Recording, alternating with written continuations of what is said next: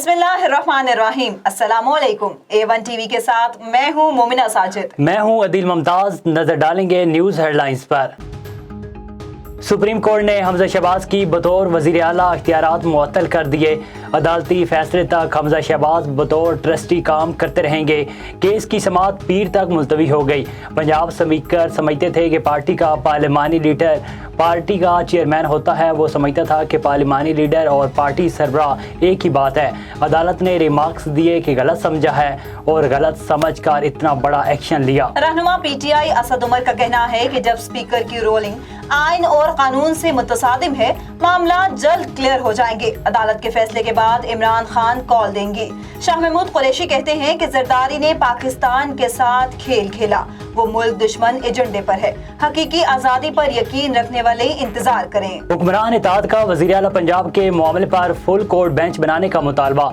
इमरान खान के इंतजामात और तनकीद पर शदीद तहफ़्फ़ुज़ात का इज़हार। मुश्तरका मुतफ़िक़ा एलामी में कहा कि वज़ीर आला पंजाब के इंतखाब पर फुल कोर्ट बेंच तश्कील दिया जाए।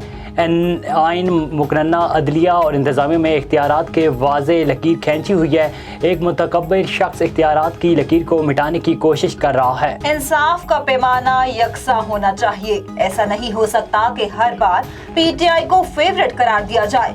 वज़ीर इत्तलात सिंध शर्जील मेमन का कहना है कि PTI के लोग दारों इलेक्शन कमीशन और कौम को धमकियां दे रहे हैं।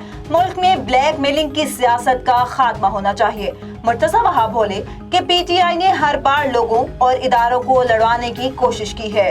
और मोना सिलाई ने चौधरी शुजात से मुलाकात का अहवाल बता दिया। मोना सिलाई ने पूछा कि क्या आप परवेज़ लाई को वज़ीर आला नहीं देखना चाहते। जवाब में चौधरी शुजात बोले कि ऐसी कोई बात नहीं। मोना सिलाई का कहना है कि लगता था कि कमरे में इन पर बहुत ज़्यादा प्रेशर था। फवाद चौधरी बोले कि चौधरी शुजात बीमार हैं, इनसे फैसला करने की सख्त कम है। पेज पर दस्तखत किए गए थे। चौधरी सालेक और तारिक बशीर चीमा में हिम्मत है तो इस्तीफ़ा देकर इलेक्शन लड़ें। A1 टीवी से फिल वक्त इतना ही। मज़ीद खबरों और अपडेट्स के लिए देखते रहिए A1 टीवी। A1 टीवी, सब पे नजर, अंदर की खबर।